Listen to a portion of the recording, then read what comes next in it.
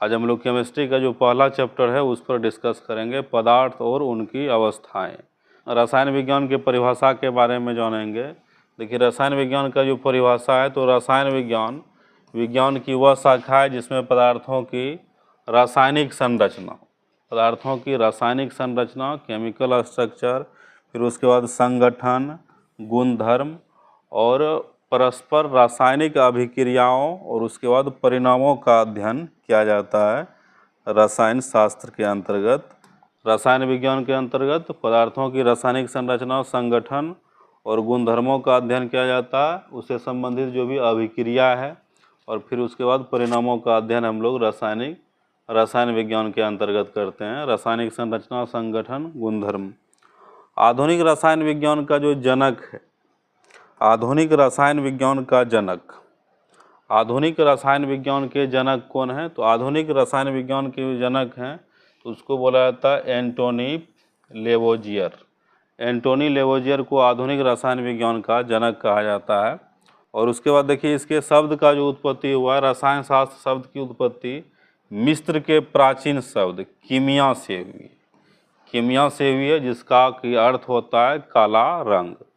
रसायन शास्त्र शब्द की उत्पत्ति मिस्र के प्राचीन शब्द कीमिया से हुई है, जिसका की अर्थ होता है काला रंग। उसके बाद है पदार्थ को द्रव्य या मैटर कहा जाता है। पदार्थ या द्रव्य, द्रव अलग होता है, यह हो गया द्रव्य यानी कि पदार्थ।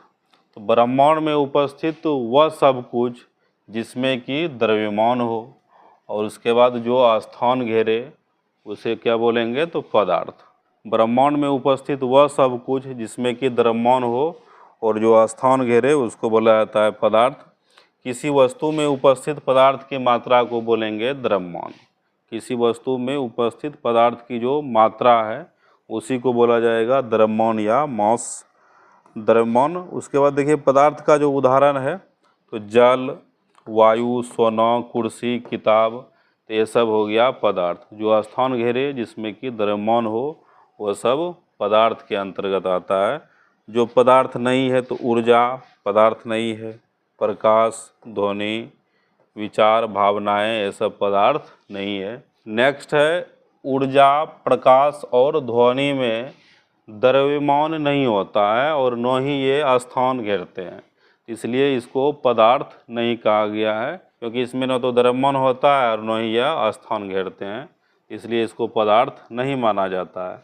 पदार्थ का जो विशेष परिभाषा है, कोई भी वस्तु जो स्थान घेरती हो, जिसका द्रव्यमान हो, तथा जिसे 5 इंद्रियों द्वारा, 5 इंद्रिय मतलब दृष्टि, आँख हो गया, फिर उसके बाद स्पर्श, त्वचा, गंध हो गया, स्वाद हुआ और श्रवण हो गया, इससे अगर महसूस किया जा सके तो वह क्या है? पदार्थ है।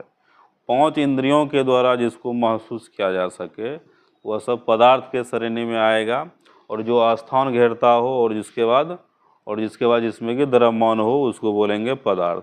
दृष्टि यानी कि जिसको कि हम देख सकते हैं, स्पर्श यानी कि जिसको हम छू सकते हैं, नाक के माध्यम से दुर्गंध और सुगंध का पता चलता है, स्वाद, और उसके बाद श्रवण मतलब सुनना।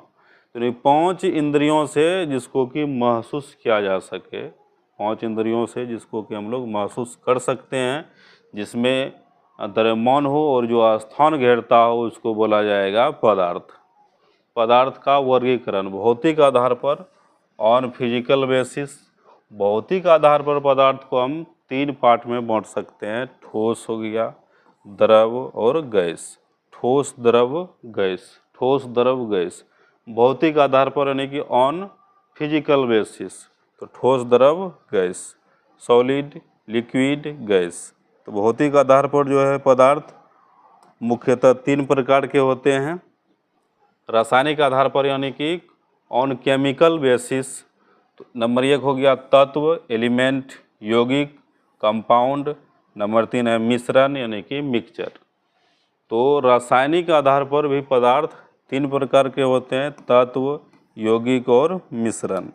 तो नेक्स्ट देखिए, पदार्थ की जो अवस्थाएं, उधर जो था भौतिक आधार पर और रासायनिक आधार पर, लेकिन पदार्थ की जो अवस्थाएं हैं भौतिक आधार पर ही, अगर इसको थोड़ा डीप में पढ़िएगा पदार्थ की अवस्थाएं को, तो यह 5 अवस्थाएं हैं पदार्थ की।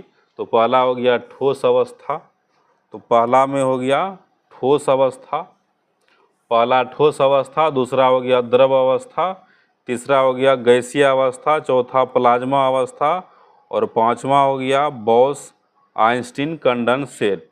तो पदार्थ की 5 अवस्थाएं हैं, ठोस अवस्था, द्रव अवस्था, गैसीय अवस्था, प्लाज्मा अवस्था और बॉस आइंस्टीन कंडेंसेट।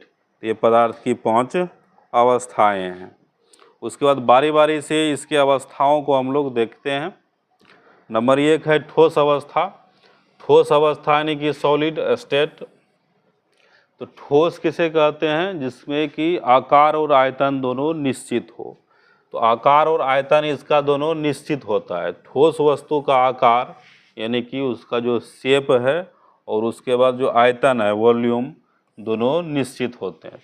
संपीड्यता यानी कि ठोस वस्तुओं में नगण्य संपीड्यता होती है। इसका मतलब है कि जब बाहरी बल लगाया जाता है तो ठोस वस्तुएं अपना आकार बनाए रखने की क्षमता रखती है। तो ठोस वस्तु जो भी है, अगर उस पर दाब लगाइएगा या कोई बल लगाइएगा तो वह चिपकता नहीं है जल्दी। जैसे ईंटा हो गया, ईंटा पर अगर बाहरी बल लगाया जाए तो अपना आकार बनाए रखने की क्षमता उसमें है। लेकिन जब गुब्बारा को दाबिएगा तो वह चिपक जाता है, क्योंकि गुब्बारा में गैस यानी कि हवा रहता है। उस पर जब दाब लगता है तो वह चिपक जाता है, क्योंकि उसका जो संपीड्यता है, संपीड्यता उसका ज़्यादा होता है। ठोस वस्तु की जो संपीड्यता है वह बहुत कम होती है। तो वही कह रहा है कि ठोस वस्तुओं में नगण्य संपीड्यता होती है। इसका मतलब है कि जब बाहरी बल लगाया जाता है तो ठोस वस्तुएं अपना आकार बनाए रखने की क्षमता रखती है। तीसरा देखिए आणविक स्थान। आणविक स्थान, तो ठोस पदार्थों में आणविक स्थान कम होता है। ठोस पदार्थ में जो आणविक स्थान होता है यानी कि ठोस पदार्थ में जो अणु रहते हैं, तो अणु के बीच का जो स्पेस रहता है तो वह बहुत कम स्पेस होता है। और इन पदार्थों के अणुओं के बीच आकर्षक बल अधिक होता है, क्योंकि सटा हुआ रहता है तो आकर्षण बल बहुत ज़्यादा होता है।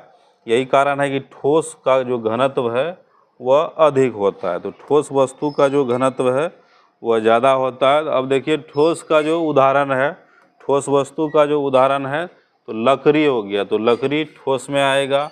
लोहे की छड़, कांच, पत्थर, ये सब ठोस वस्तु के उदाहरण हैं।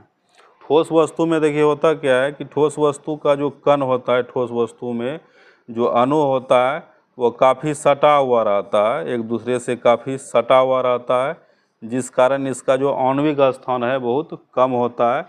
2 कणों के बीच का जो स्थान है वह बहुत कम होता है, देख सकते हैं फिगर में। तो ठोस वस्तु का जो कण है, ठोस वस्तु में जो अणु रहते हैं वह काफ़ी सटे हुए रहते हैं।